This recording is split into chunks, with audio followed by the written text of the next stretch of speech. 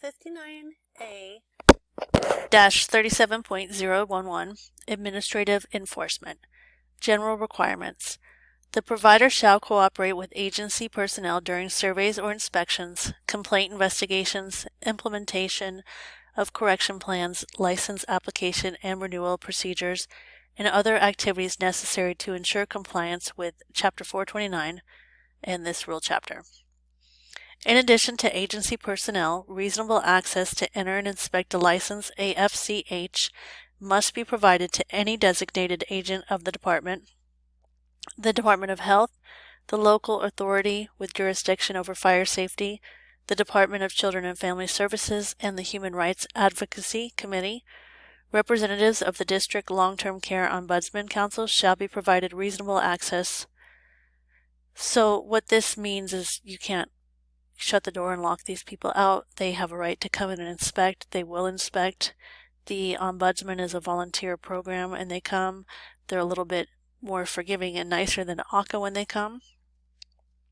Your health department, fire safety, make sure that you have residents that you can evacuate and you're following the fire safety rules so you don't get in trouble with them. And just know that they don't come during 9 to 5 just business hours. They could come at midnight, 2 in the morning, at any time. They came to our facility once, ACA did, at midnight for a complaint investigation, and they came back after they finished their inspection. They came back the next morning at 9, so they can come at any time and 2 days back to back. Inspections. The agency shall conduct a survey or inspection of an adult family care home.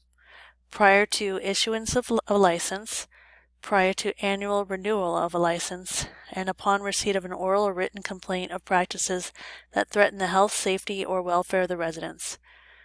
At any time, if the agency has reason to believe an AFCH has violated a provision of Chapter 429 or this rule chapter, they'll come out too. So go ahead and highlight the Chapter 429 and Google that and make sure you're very familiar with all the Florida state statutes and the rules and regulations in 429. To determine if cited deficiencies or noticed violations have been corrected. To determine if an adult family care home is operating without a license. The inspection shall consist of full access to and examination of the home's physical premises, including the buildings, grounds, and equipment, and the facility and resident records. So when they come in, they'll inspect everything from your furniture, cleanliness, making sure everything's in good working order. They may check your cabinets to see if there's food. They'll check your residents to see if they are clean. Maybe will interview your residents to ask them how they're doing. Nothing is really off limits, and anything, depending on what kind of inspection, if it's a complaint or if it's just your annual inspection, it could be different. Agency personnel may interview the provider, relief persons, staff, and residents. Interviews shall be conducted privately. Agency personnel shall respect the private possessions of residents, providers, household members, and staff while conducting the inspection. At the time of the inspection, the provider will be orally advised of any deficiencies found by the agency personnel and a time frame established for correction of the violations. The time frame for the correction of violations starts from the date of the inspection. Cited deficiencies must be observed or otherwise substantiated by the agency personnel. A written statement listing the deficiencies found, the rules or statutes violated, any corrections required, and time frames for corrections shall be mailed to the AFCH by the agency within 10 working days after the date of inspection. For Class 1 violations that present an imminent danger to the health, safety, or welfare of residents, the provider must correct the violation and abate the conditions no later than 24 hours and after agency inspection, unless a different time frame has been fixed by the agency. The agency shall inspect the AFCH after the 24-hour period to determine if the violations have been corrected. For deficiencies found following an initial license or license renewal survey, a follow-up survey will be conducted to determine if the deficiencies have been corrected within the required time frame. Complaint investigations, which are never fun. Often it's by an employee and it's just false, but they still come in and they do a full inspection, and it can be really a miserable day. The agency shall investigate any complaints regarding alleged practices in an AFCH that threaten the health, safety, or welfare of residents, and shall notify the provider of the nature of the complaint, the results of the investigation, and any proposed action or sanction. If a complaint pertaining to the health, safety, or welfare of residents is substantiated, the license of the provider shall be subject to agency's actions or sanctions. And you can read about those in Chapter 429, Part 2. So just make sure you're going and referencing 429 and reading all of that too.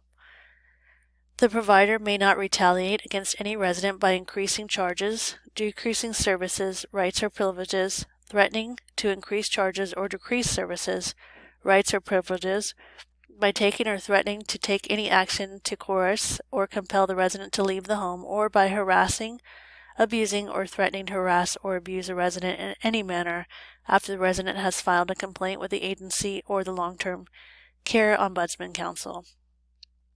So it's not just employees that calling complaints, it could be your resident, and make sure that you're not retaliating against them or making them feel uncomfortable, because you cannot harass them.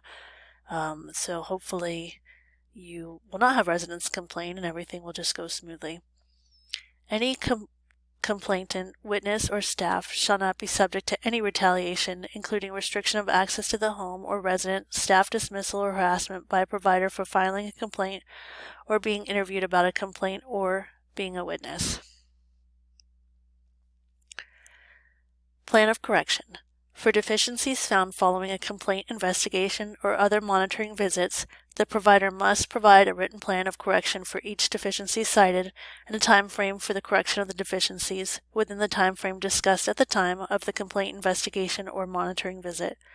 The plan of correction must be returned no later than 10 working days after the receipt of written notice. And if this is something that you need help with, you may want to consider hiring a consultant to help you, or if it's very serious, you may need an attorney. So if you get into a jam and need something, reach out to us and we can give you a referral to someone who can help you. Informal conference. At any time of receipt of an oral or written notice of deficiencies, but prior to the expiration of the time frame for making corrections, the licensee or the agency may request a conference. The purpose of the conference is to discuss the deficiency and to provide information to the licensee or to the agency to assist the licensee in complying with the requirements of the Chapter 429.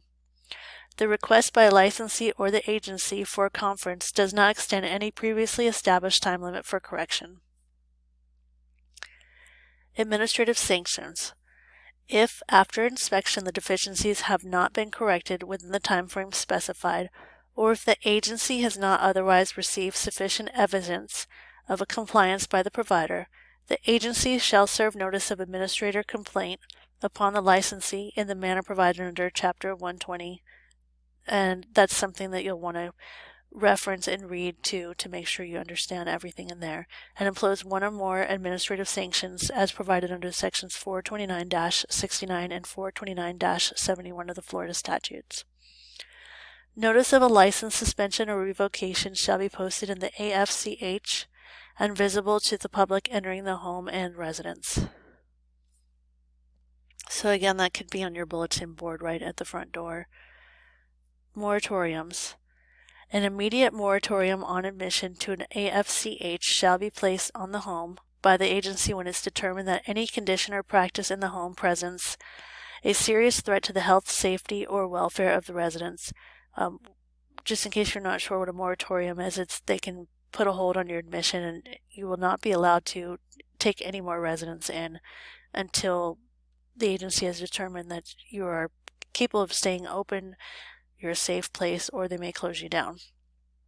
Following the imposition of the moratorium, the provider shall be provided with written confirmation of the placing of a moratorium by the agency, which notice shall be posted in the AFCH such that is visible to the public entering the home, and shall explain the reason the moratorium was imposed, advise the provider how to arrange for an appraisal inspection by the agency personnel to verify that corrections have been made, advise the provider of his or her right to request an administrative hearing, While the moratorium is in effect, residents who have been temporarily discharged from the AFCH to a nursing home or hospital at the time the moratorium is imposed may not be readmitted without agency approval.